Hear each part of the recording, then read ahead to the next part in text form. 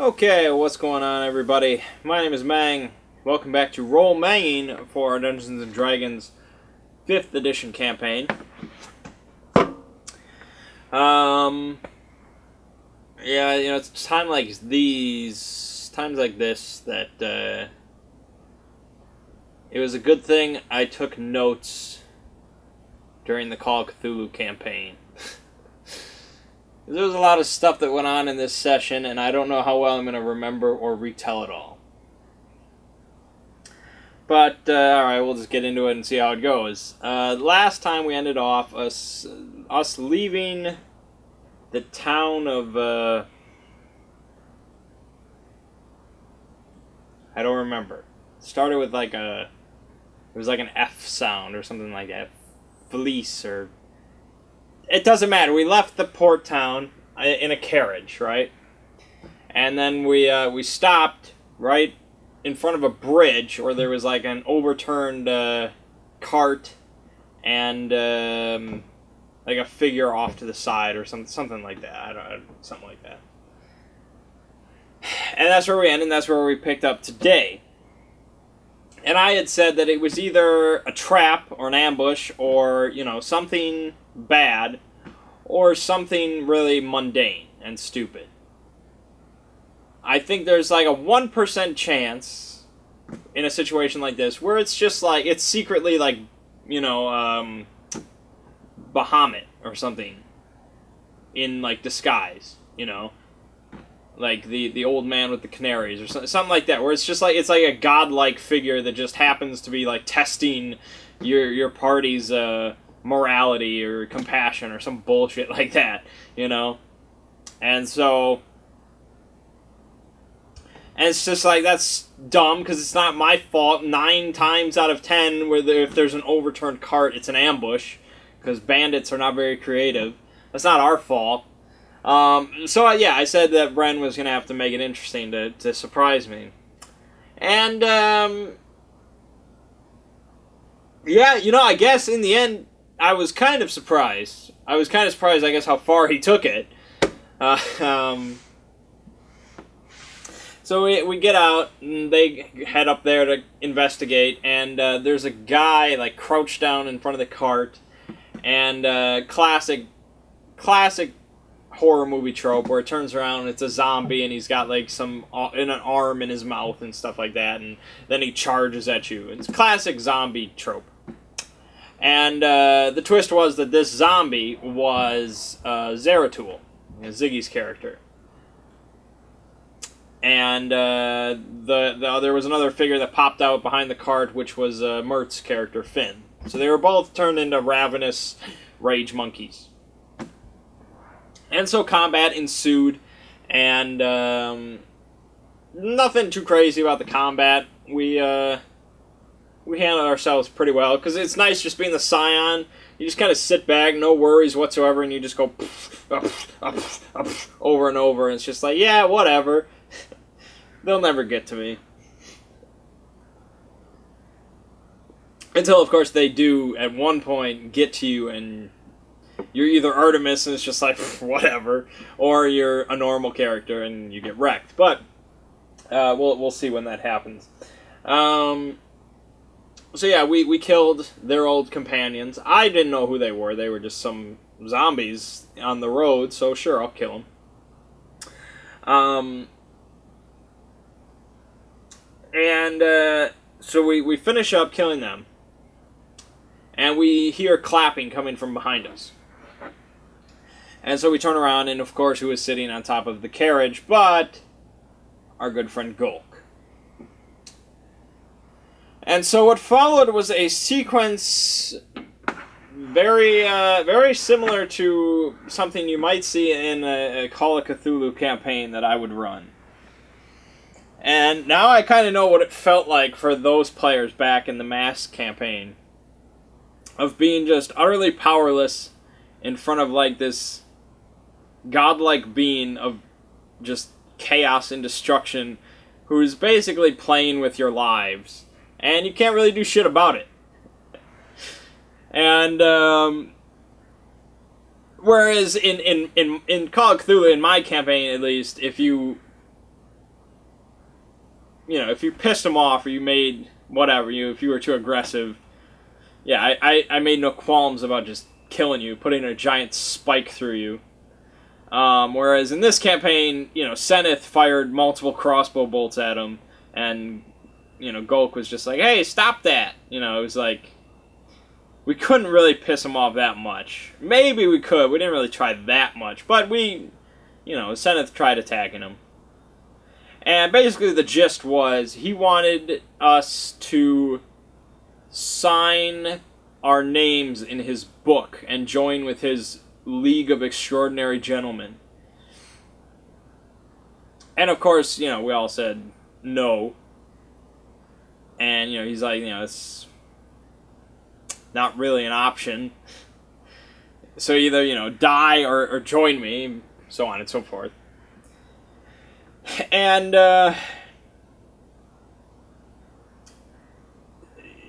Seneth tried, charging him, but, Gulk just snapped his fingers and, just teleported, to the opposite side of him. It's just, you're not going to beat Gulk. You're not going to beat him. And so I was like, in character and out of character, I'm like, okay, I'm not going to beat this guy. No way. There's no fighting him. So there's two options here. I can either sign my name in the book, which is a last resort, or I can flee very quickly. Now, I don't have any teleportation powers, unfortunately. It's not in my repertoire. But I can use telekinetic grasp on myself. And I can augment that power to increase the amount in which I can move an object per turn. I can increase it as much as I want. So theoretically, with enough power points, I could, break the speed of light or something if I really wanted to. And so that's what I did. I used, what do I even call it? Overload or something like that. Whatever I call it, where I basically lose health to get more power points for one power. And I put everything else I had left, and I put 4d6 more power points into a telekinetic grasp on myself, augmenting the speed as much as possible. So I could just bolt out of there and hopefully get away from all this nonsense. And so what it ended up being was I boosted my movement speed, my flight speed, to 110 feet per round. Okay? Which in D&D terms is pretty freaking fast. You're not likely going to move that fast using most normal means. The base speed is 30 feet per round. And that's in combat. That's not like your normal marching speed, I don't think.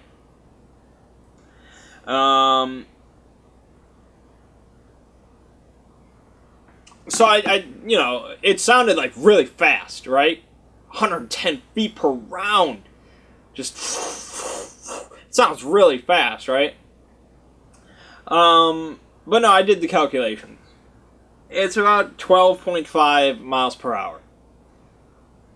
Which is kind of like a nice jogging speed. Well, maybe a little bit faster than that. It's hard to say. But the fastest human, Usain Bolt's world record is 23 miles per hour or something like that.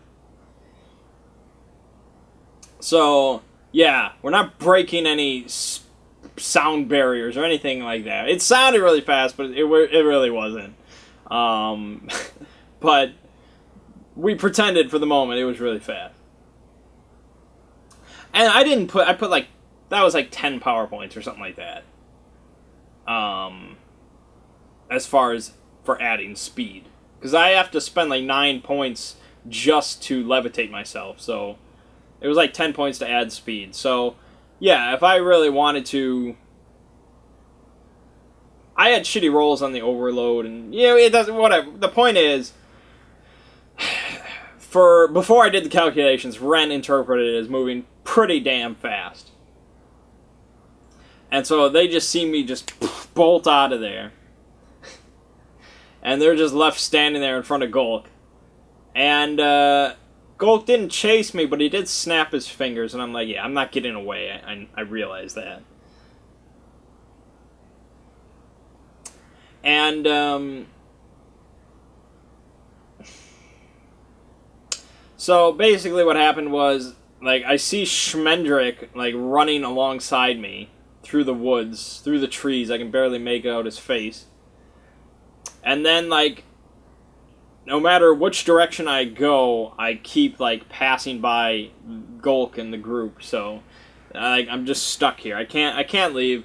And so he's like, one last time, will you sign my book? And they both say no, and then he's like, and what about you? And I stop moving, and I'm like, well, you leave me no choice, so I will sign your book.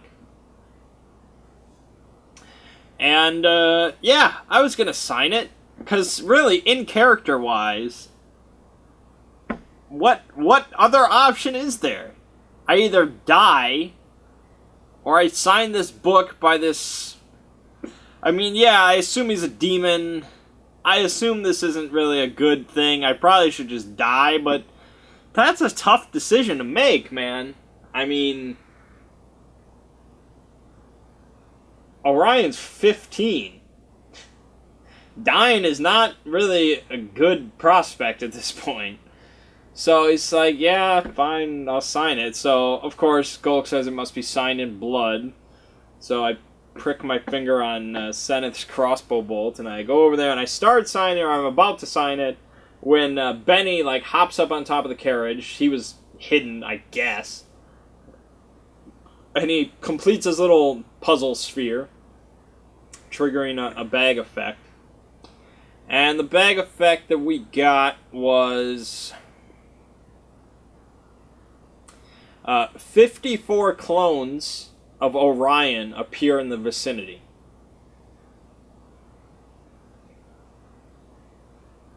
Yeah. Holy shit.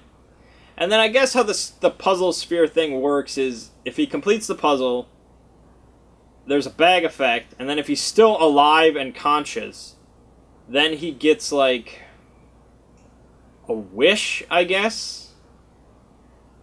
We don't really know the extent of this power, but, I mean, it did free Gulk from his imprisonment, which you imagine has got to be pretty powerful. If Gulk couldn't break free himself, and he's, near a Lethotep, that must be pretty powerful. And it broke free from the elves' enchantment, I think, it did that. And then here, it scared Gulk enough. I don't know what his wish was. His wish was to make Gulk go away, but Gulk was like, this isn't over, and he left. So that thing must be pretty damn powerful.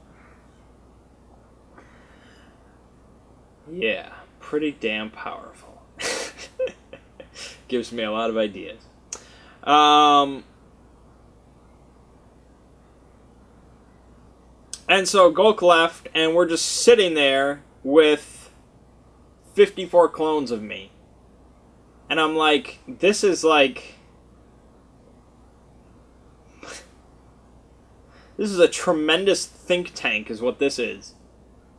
Like, this is the greatest gathering of intellectual minds that this world has ever seen. I could solve, like, any problem. And apparently it only lasted until, like, nightfall. So I had, like, 6 hours. I was lost, really. I said, like, you've given me, like, just this smorgasbord, and I don't know what to do with it.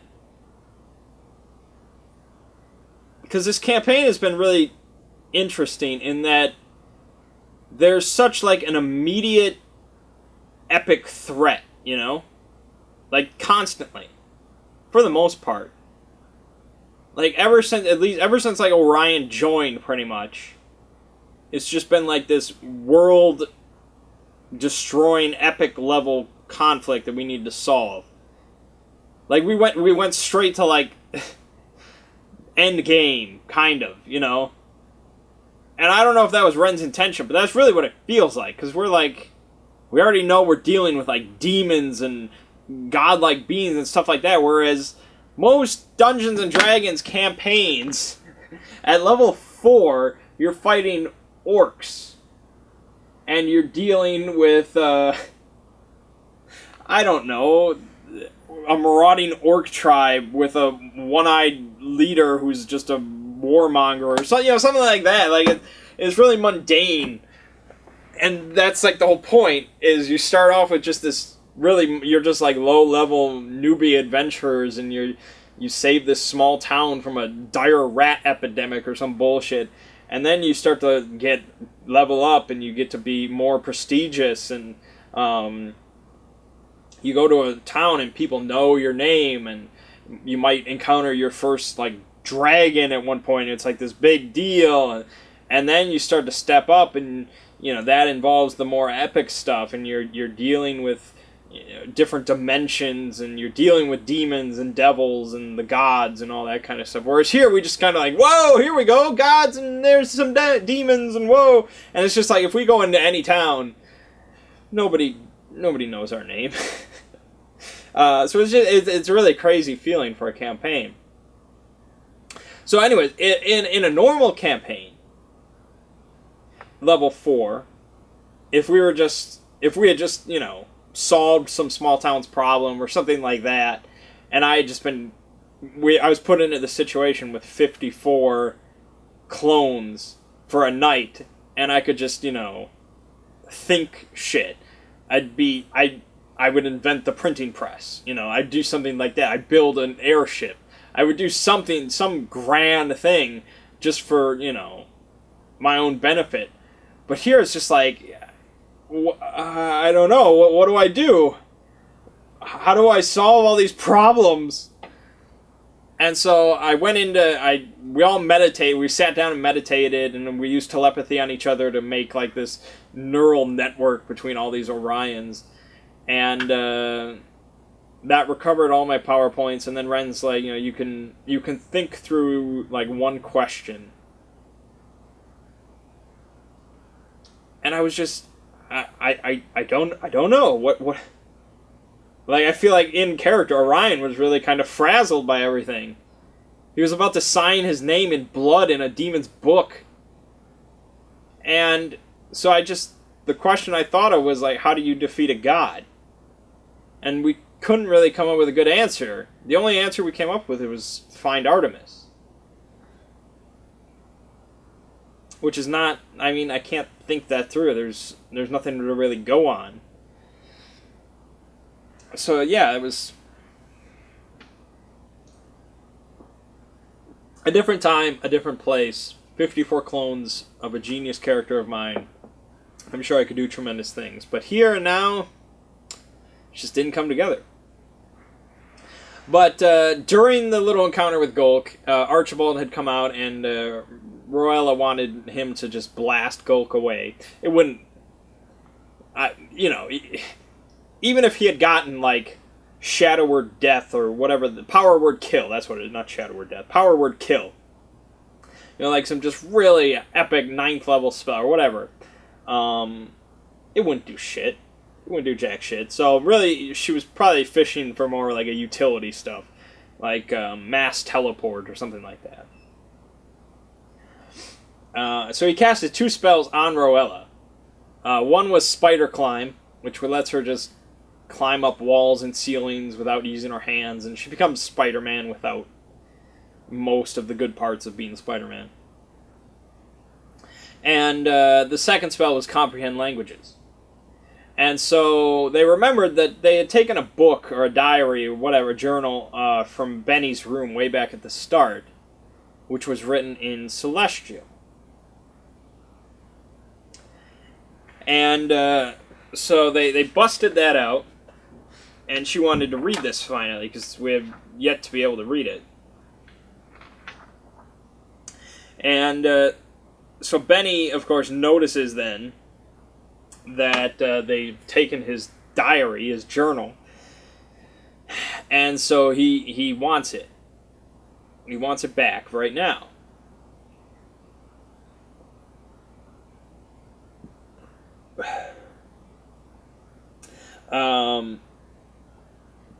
And so he hops down from the carriage and he begins to walk over there. So I'm like, no, I want to know what's in this celestial journal as well, because Benny seems really suspicious to me all the time. I don't know if I can trust him.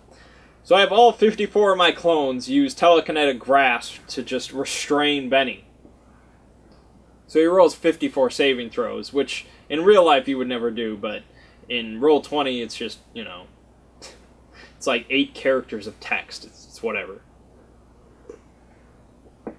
And so he, of course, cannot resist. You know, if he had succeeded on all 54 saving throws, I'd be damn impressed. But no, he didn't. So he was restrained. But he wasn't, like, he kept on taking a couple steps despite being restrained. So more than any normal person should be able to move, he still moved, but then he stopped. And so it's just like, yeah, Benny is, I don't know what he is. I really don't know what he is. I don't trust him. I don't like him. I don't know what to do with him. And so, but he was restrained, and so Aurora was continuing to read. And then he had to roll a strength saving throw, and I think Ren just rolled 1 strength saving throw, when really he should have rolled as many saving throws as he failed the original saving throws. Because he wasn't just, well, I mean, he was restrained by multiple clones. It wasn't just one. I don't think. But I guess I didn't argue it, so it's whatever. So he, of course, broke free. And so Royal got a little bit more time, and then instead of Benny just walking up and grabbing the book, he took out his puzzle sphere and he used that. And so we got another bag effect. This was all creatures or all humanoids, something like that, within 60 yards of the reader are held until nightfall or something like that. So you're all held, which means you're basically complete. You're almost like drugged, you know, like where you're completely frozen. You can move like your eyeballs, and that's it. You can't even speak. So you're conscious and you can move your eyes, but you can't do anything. So that was for everybody except for Benny. I didn't really argue this, but I feel like generally, when we use the bag during like the Artemis campaign and stuff like that, when we use the bag, anything that was like, almost anything affected the reader. The reader was very rarely not affected by the effect, unless it explicitly said so. Like, number 1 in my bag list is all creatures within 60 yards of the reader die, except for the reader. Like, it explicitly says that. But anything that's centered on the reader or in the vicinity or anything like that can affect the reader. Like, that's just how it is, because the reader takes the biggest risk by pulling from the bag. That's the whole thing from it. So, you know, he's always putting himself at risk, so everything, it can always negatively affect him or positively affect him. So I didn't really agree with this ruling, but I guess it didn't really, in a worse scenario, it may have been a bigger deal. Here it wasn't huge, so whatever. Fine. So Benny was not affected by it, and so he took the book, and he just basically sat there and waited for it to wear off. So nightfall comes, my clones go away, we're break free of the holding spell, and I I want Roella to tell me what she read in the book, but she doesn't.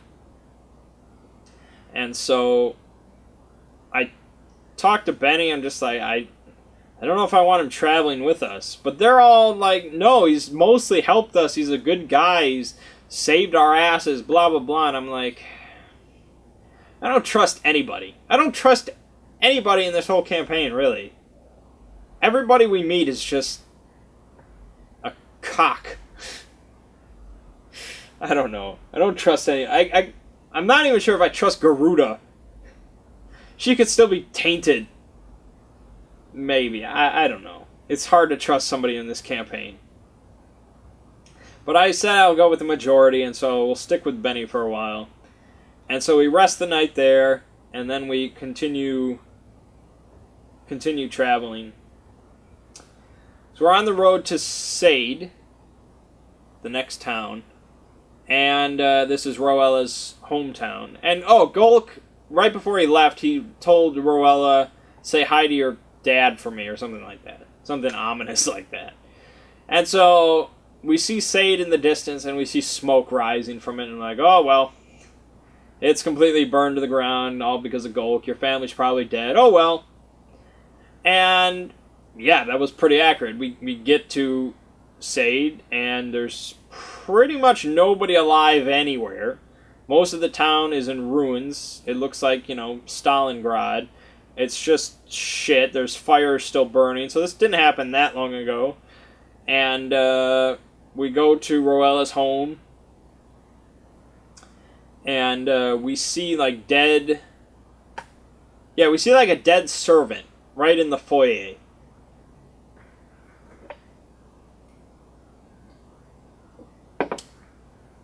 Yeah, here comes the rant. We see a dead servant. Roella just, like, briefly looks at him and then hurries past it to search the rest of the house for her parents. But Seneth and I, we drop down and we investigate this body. And so I roll medicine. Because I want to know, what happened to this man? How did he die? Now, role-playing wise, or, story-wise, whatever, however you want to look at it, from a game character, whatever, Orion is pretty damn smart, okay? He's not, I wouldn't say at this age he's the most intelligent person in the whole land or anything like that. But he's up there, alright? He could be a scholar in the big city at this point. He could be teaching people. He's pretty damn intelligent. That's the whole point of the character. Gameplay-wise, like mechanically, he has a 20 intelligence, which is as high as you can get. So that way, I guess I could say he's the smartest person in the land, or at least equal to it, because I can't get intelligence any higher. And his wisdom is at an 18, which is also incredibly rare. Very few humanoid creatures have a wisdom that high. And so my medicine ability is a +6. Now, obviously, it could get higher than that. I could have wisdom at 20, so that would give me a 7 medicine. But I am proficient in it. So I've trained in medicine. I know, you already know what this is all building up to. Okay. Okay, I could have wisdom at 20. But the only other way I could raise medicine is by increasing my proficiency. And the only way you do that is by leveling up. Level 5, you would get a +3 proficiency bonus, so my medicine would go up by 1. The only way you really level up in Dungeons & Dragons is by killing shit. So you gotta think about most doctors in the land. They can't be too high of level, because I doubt they kill too many things. I don't know if letting something die through you can't save it. I don't think that gives you XP, because otherwise doctors would probably be pretty high level. I think a doctor is generally level 0 or level 1, something like that. So I would assume the highest medicine you're likely to find from any given doctor is a 5 or a 6. Maybe slightly higher, but I doubt it. probably less in smaller towns. Okay, so yeah. So you can consider Orion among top tier as far as medical workers go, as far as doctors and physicians go in the land of Dungeons and Dragons. And so he comes up to a corpse, which only died, 8 hours ago or something like that. And he wants to determine, how did this person die? Should be fairly elementary. Oh no! Not if he rolls a 1. Then all his medical knowledge has suddenly escaped him. And all he can really tell is that this man is no longer alive.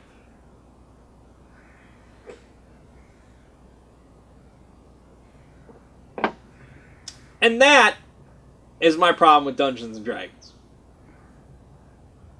It just...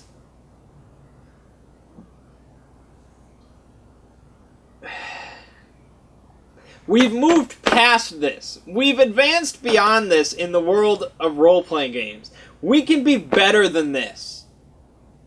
In 1975, this was fine. That was great. We didn't really know much. This is all we had. But we're better than this. We can role-play this. And yes, you could say, in Dungeons and Dragons, right here, Ren could have just said, well, because of your, innate medical knowledge and, all that, this is what you know about how he died. You don't have to roll, blah, blah, blah. But that's not how we do things. We have a medicine skill on our sheet. It gives a +6 to your roll. So, roll. Oh, you rolled a 1? Bummer. It's just like... It's just like board games, It's just like board games. It's like playing Sorry. That's what it is. Dungeons and Dragons 5th edition is like playing Sorry. We've advanced beyond what this book holds. That's what I think. That's really what I think. I mean, yeah, you could just say I'm salty or whatever. And I am, because it's like... Because there's another example. Yeah, I hope I remember. It's pretty important. I probably won't forget it. So I'll table this rant for now, and I'll pick it up a little bit later. So I concluded that the man was dead, and Seneth concurred. And so... we don't really do much at her house. She doesn't find anybody living, but I don't think her parents were actually... she didn't find her parents' bodies. They were just gone. And somebody was apparently looking for something in her house. And so, through a good investigation roll, she managed to find, a secret compartment in one of her parents' room, whatever. And it had a book, a black book. And... the book was written in a language that she just could not recognize. And she rolled a 19 or something to try and recognize it, and she couldn't. So she brought it to Orion. And Ren's like, alright, just roll straight up intelligence. Roll the 1.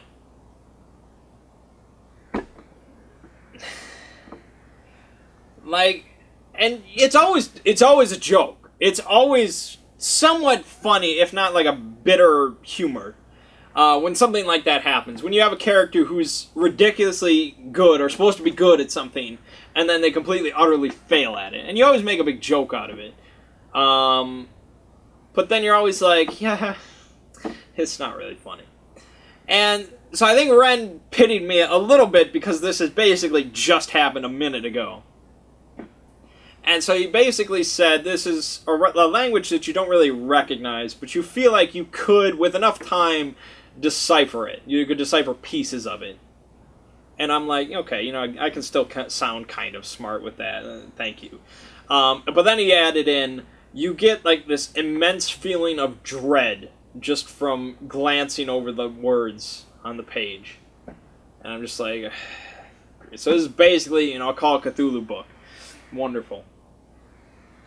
So I closed the book and I said, well, I don't recognize this language, but I have dabbled in cryptolinguistics. So I believe with enough time I could decipher some pieces of this if you want me to. And she said, if this is the only clue I have to my parents' disappearance, of course I want you to. And I'm like, all right.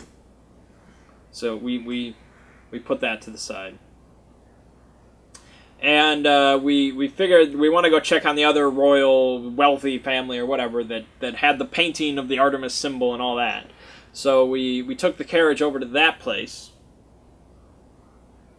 And we find that unlike every other home, every other building in this city, this home is doing all right.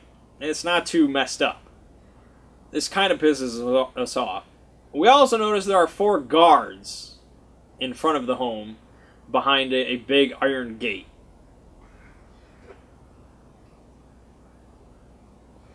And so we all get out, and Roella's like, she's really pissed off, and she's like, what happened here? Why, you can imagine what she said.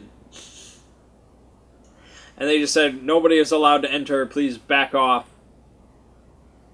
And so obviously she wasn't going to take that. And, I wasn't going to take that because something seriously wrong happened here. And this isn't just coincidence that this house is the only one that's okay. So these people are either the perpetrators or aligned with the perpetrators in some way. So we're going to get some answers. I will blast who I have to blast. And so Roella...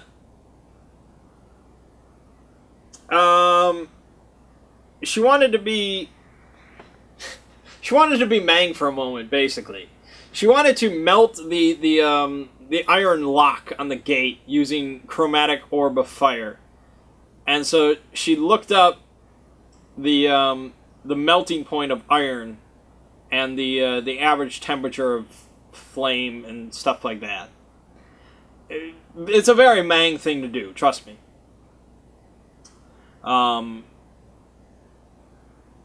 Yeah, that's something I would do if I ever played like a wizard. I'd probably think in that aspect.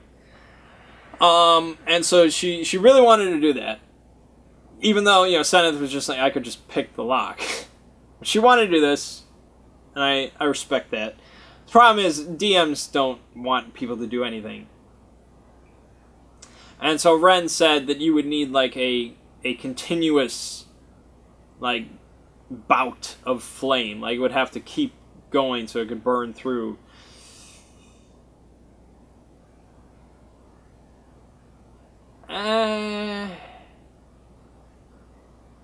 I mean, I didn't argue, I guess. I mean, I just said that's what DMs do, that's what they are. That's what they say. I mean, it's something like... There's no real way to test something like that in the real world and figure it out. Like, if you have a hot enough temperature ball, which... It's magic, so this is not something we could test. If I were DMing, I would just say, sure. Because she was willing to double cast it. So she was going to cast 2 of them just to get through this iron lock. So that's 2 of the wizard's spells. And it would be really cool. Or you could just, kill her joy and just have our rogue just pick the lock, costing him really nothing and not being anywhere near as cool. So I would have just said, yeah, sure, double cast and you'll blast it right open. It'll be awesome. But he said no. He said you need a continuous bout of flame. And so we're just like, all right, pick the lock. And so Seneth sat there and he started picking the locks. And so the way that it ended up was pretty cool regardless. I mean, we made it cool. But I was a little surprised that he didn't just allow that, because I probably would have. Because I mean, it would have cost our wizard something, like a daily allotment of spells, and it would have been cooler. And so, Ren opted for the more realistic route, I guess, which is a strange choice in Dungeons and Dragons, but it was cool, as I will now tell you. So Senna's started picking the lock to these gates right in front of the 4 guards, and so a couple of them step forward and they're like, "Hey, you stop that!" And so 2 of them start walking forward, and Orion's like, "Nah," and so he's just like, "Pfft." And so one of the guards just gets blasted like 20 feet backwards, smashes into the wall of the home, and I don't think I knocked him out, but I don't think he really wanted to get up much. Because I did like 8 damage, and then he just... so it was badass. If I were the other dude standing there, and I just saw this 15-year-old kid just do this, and your buddy just... I'd probably be a little intimidated. And then Roella hit him with like a ray of frost, which isn't as cool, in my opinion. And so then the guards in the back fired their crossbows, and I took one in the arm or something like that. It's just like, it's just a scratch. And so then Roella fired off like a super chromatic orb of fire, and she turned one guy to like ashes, literally. And then she tried to intimidate the other guys, and they were like sad, but then they also were really angry, and so they kept firing their crossbows, and so she like killed 2 more of them, and then the final guy just surrendered, and by then Seneth was done. So we were done with the gate, and we took care of the guards. Like, we were just like monsters. Like, we were terrorists, basically. And then we get to the main door of the house, and we find it's been barred shut from the inside with like a giant wooden beam. And so Roella's like, "Can you blast the doors open?" And I thought about it, and I'm like, huh.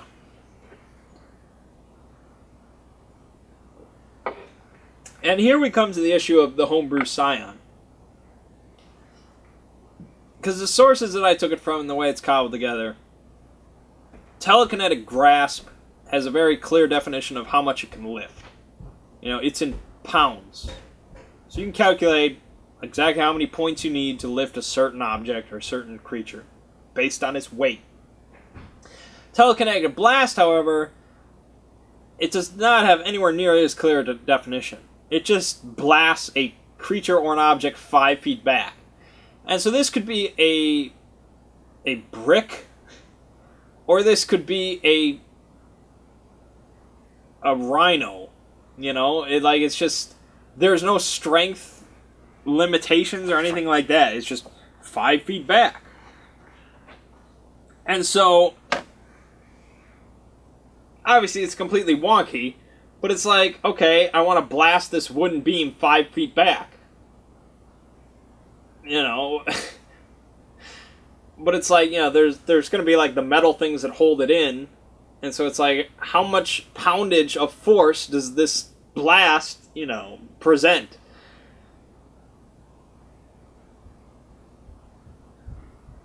I don't know. I guess, but you can't really calculate it because it's variable.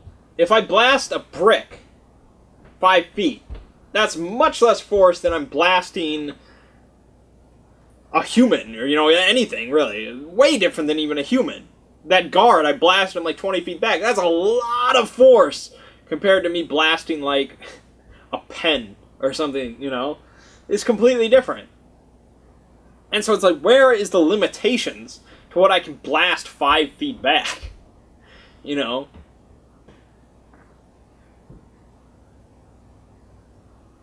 I don't know. That's something that's really... Probably if it were an official thing, it would be quantified way more than this homebrew stuff. So it's hard to say, and I didn't want to push it. So I basically said I'd have to probably use all my mental reserves, and even then I'm not sure. Because I didn't want to push push my ability. I don't want to be that cheap, you know, and just be like, oh, I can blast everything. Oh, Mephistopheles. Psh. Oh, a giant house. Psh. Oh, a dragon. Psh. I don't know. I mean, yeah, at some point if we see a dragon, I will probably blast it 5 feet back, but whatever. Anyways, she didn't really like that answer, and so Ren reminded her that she had that cloak that she can pull all sorts of crap out of, and it apparently has a portable battering ram on it. Which probably is anachronistic, but okay. So she brings out this portable battering ram, and so her and Seneth are going to use this to bash down the door. And so they both make strength rolls, and they make the rolls with advantage because they have the battering ram.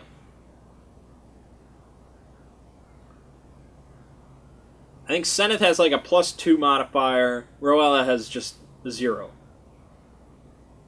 These are not strong people. This is not a task that I would imagine they could ever do.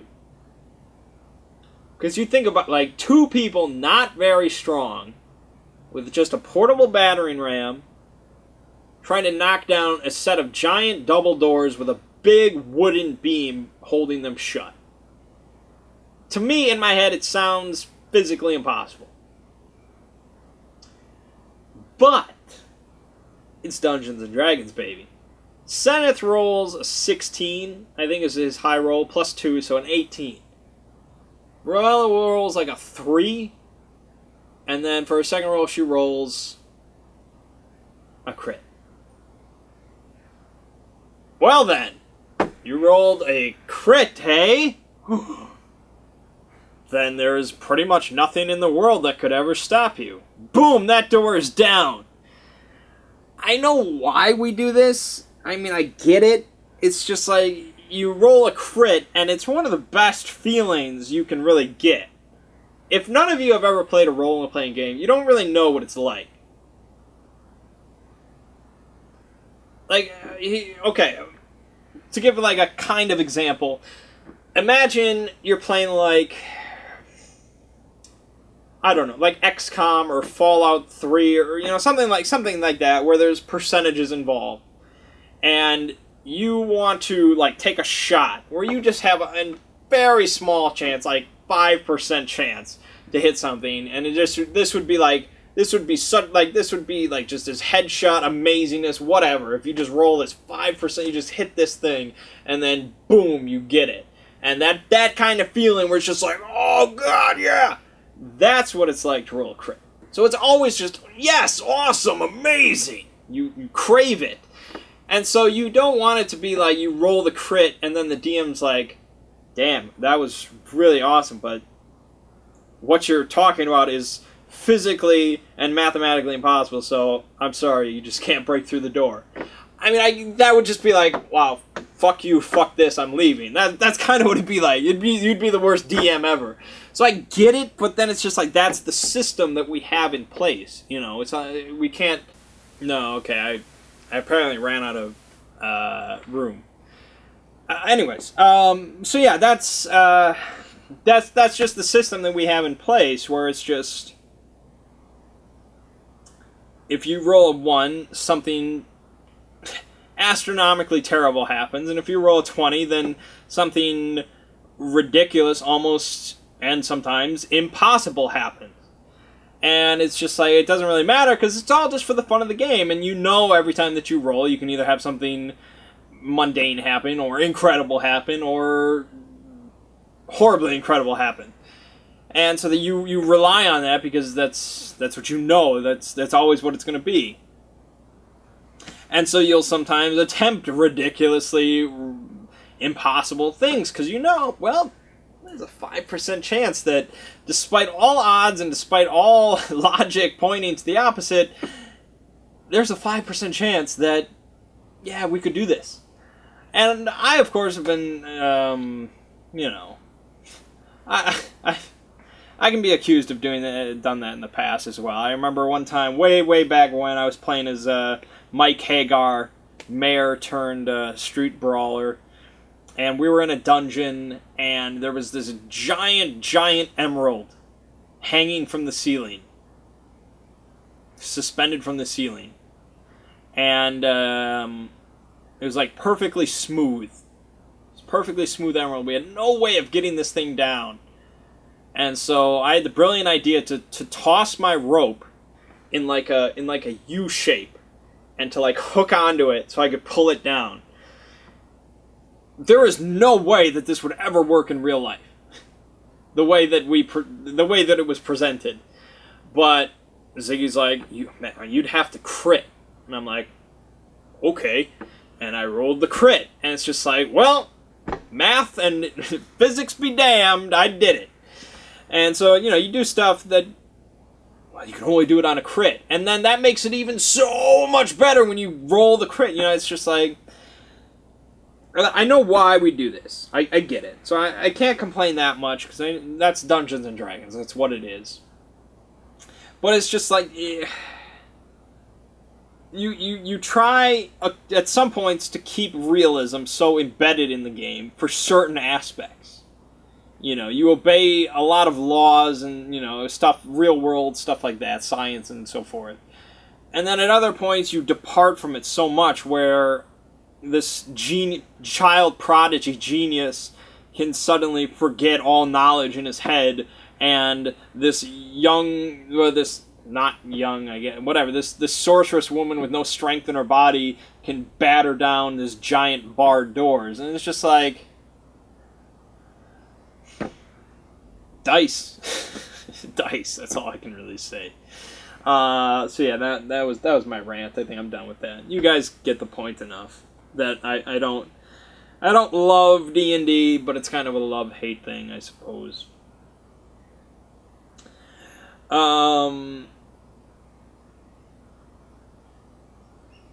Okay. So we break into the house, and they begin a thorough investigation of the home. And we find the painting, of course, and we search over that, and there's not too much going on. They're very faint in the painting, and the background, poorly detailed, are demons, being fought off or something like that. And one of the demons vaguely resembles the demon that Rowella and I saw, the Nyarlathotep demon. So that's weird. And so we took the painting down, and we examined it, and so on and so forth. And I'm like, well, let's cut it out of the frame and take it with us. So we did that, and they kept searching through the house. And I stayed kind of in the entrance hall, I suppose, just so I could kind of keep an eye on everything and rush if somebody needed help, something like that. And so they found, Seneth found a safe, which of course he cracked open, and he found a sheet of glass with a grid on it. He found a blue-bound book written in the same kind of weird language as the other one. And he found a piece of paper.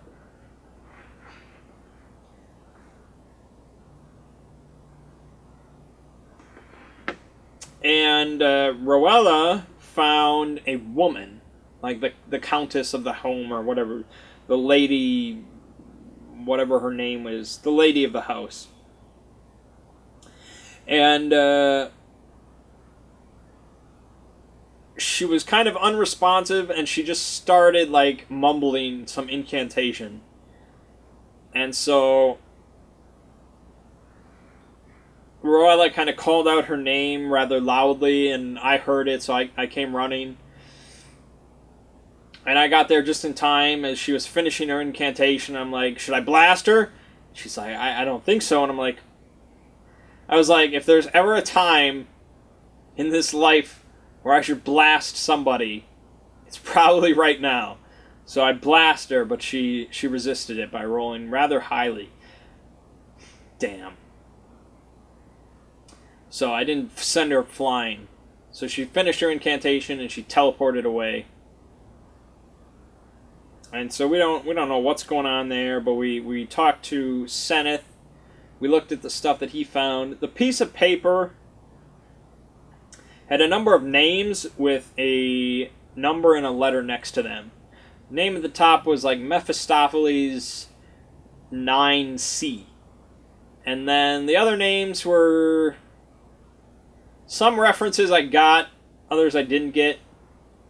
One of the names was Randall Flagg, who's kind of a character from like Stephen King's books and stuff like that. He's I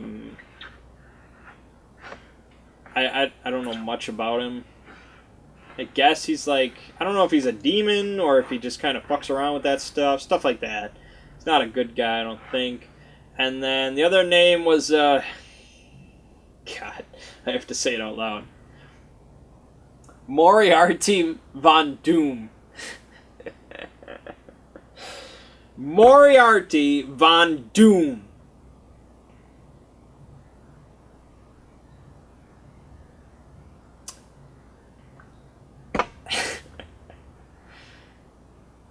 That's just beautiful. Can't wait to meet him. Moriarty Von Doom. Speaking of Von Doom, which I'm pretty sure Ren took from, Doctor Doom. At least I think. This has nothing to do with Dungeons and Dragons, but I find it really cool, so I want to share it. Because most people don't know much about Doctor Doom, and I'll admit that I don't know a great deal about him. But there was a kind of an event, like a small series about Doctor Doom called Doom War from a few years ago, and at one point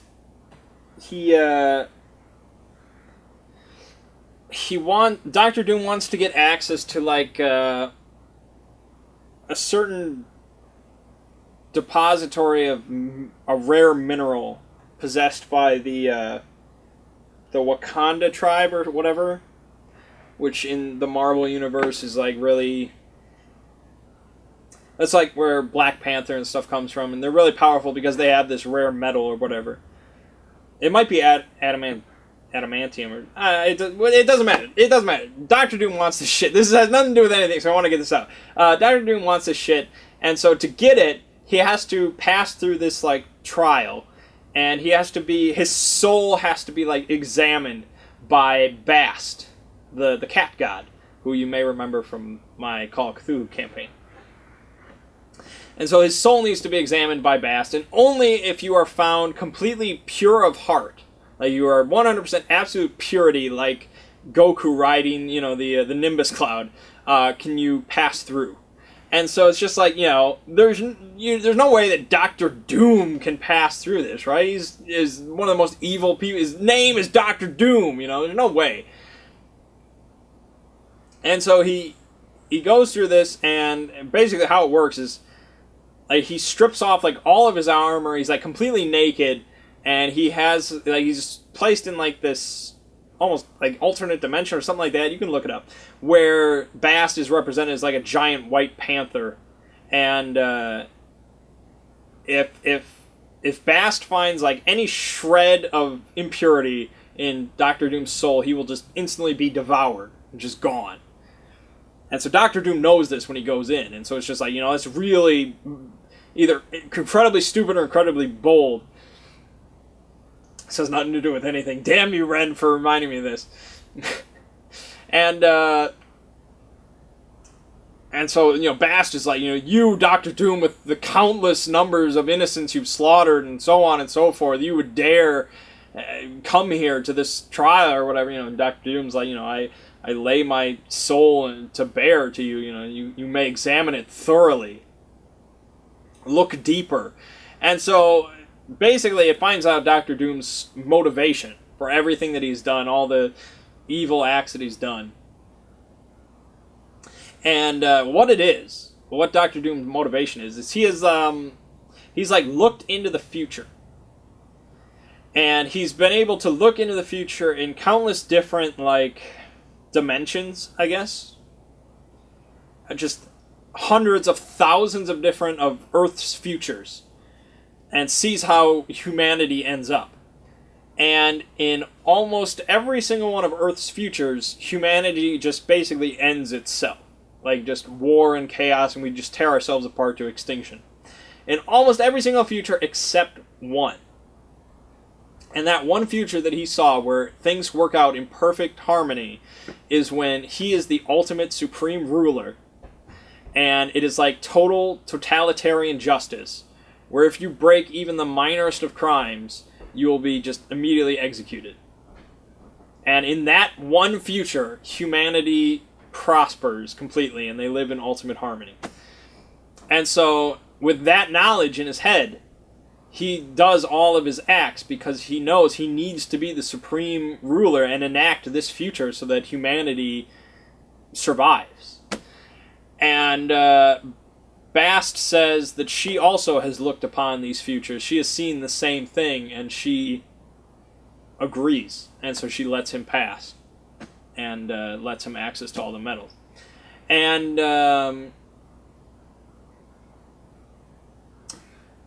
that was really interesting to me. That put Doctor Doom on like one of my favorite villains lists. Because that's like such a unique thing, you know. It was really interesting. Where it's like he does all this evil shit, this supposedly evil shit, to create a future which doesn't really sound that great, you know? Where it's just like you have to be like, you know, the Truman Show or some shit where everything is just completely perfect, otherwise you'll be executed. But that is the one where humanity survives. Now, is it worth surviving in that kind of, you know, existence? Hard to say, but Doctor Doom thinks so, and so he's doing everything he can to achieve that. So that was really interesting to me. That's why I like Doctor Doom, but, you know, the new movie's probably going to fuck him up. But anyways, that has nothing to do with anything. That's Moriarty Von Doom. He's probably an evil dick, so. Anyways, where were we?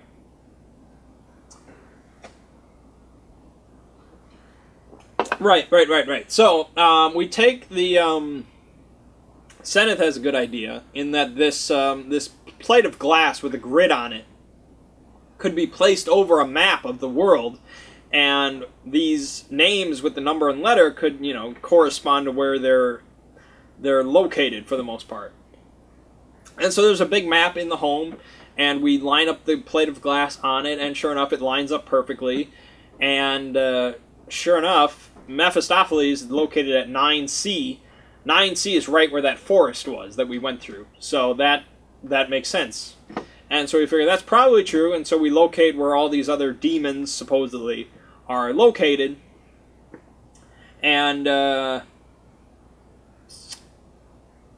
yeah, so that doesn't really help us much, but it tells us where all the other demons are located. We still want to go to the Temple of Flame to find Ifrit.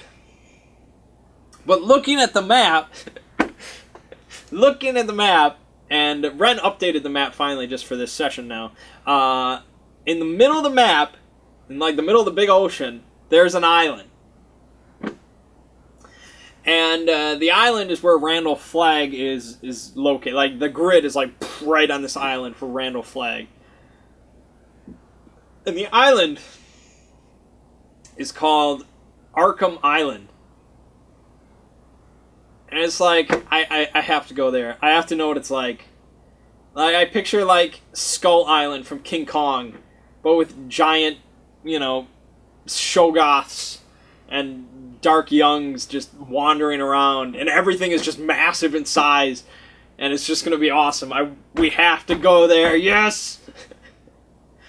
I can just fly there right now if I want to, damn it. I'll get there. Why does Ren tease me with Arkham Island? So yeah, that'll be featured at some point, I'm sure.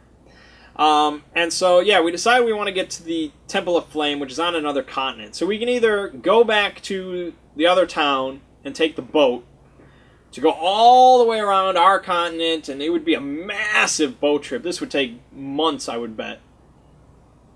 Or we can go the land route to get much closer to the other continent and then take a shorter boat ride. But we have to go through the mountains. And I'm like, mountains, mountains, mountains. Mountains sound a lot more fun right now for some reason. Like I really want to go through some mountains. Sometimes you just get in those moods. Like when I was with Ovum, I didn't want to go through mountains. That's real boring.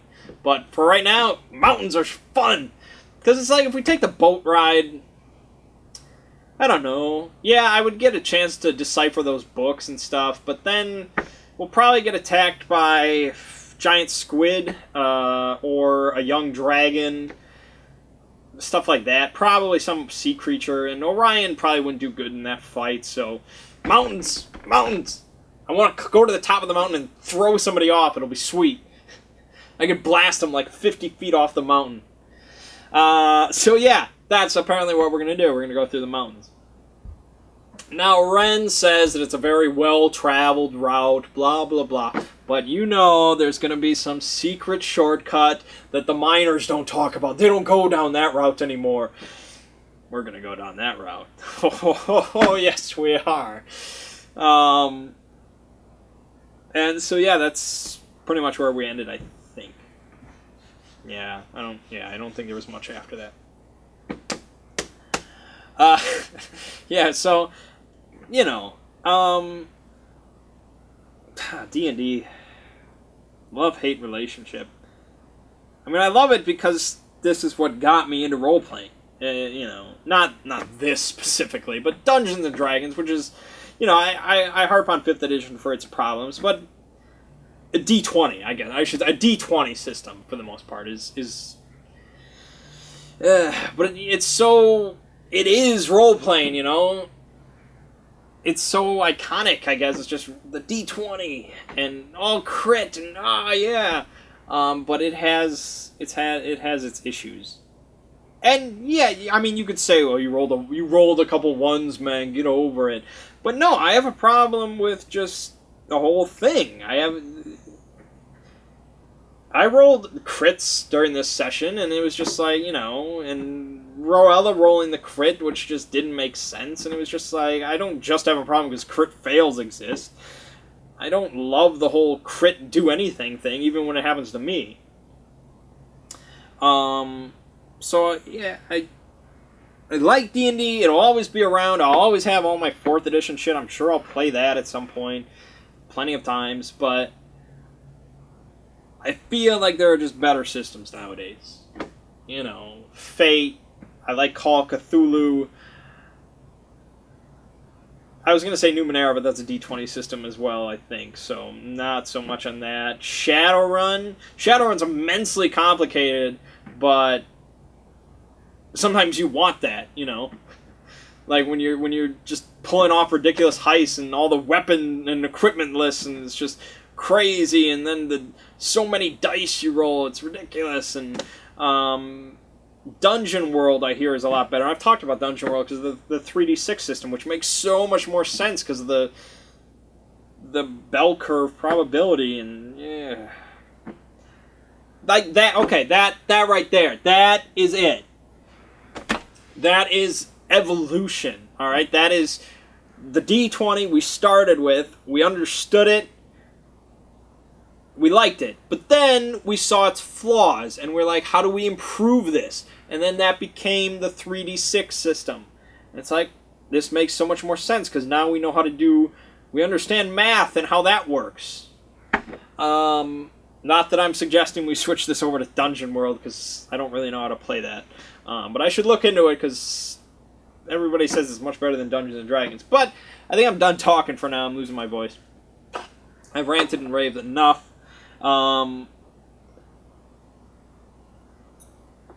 I think we're sticking with Dungeons & Dragons 5th edition, which is, like I said, it's fine. That's what I plan on us doing. So it's not a huge deal.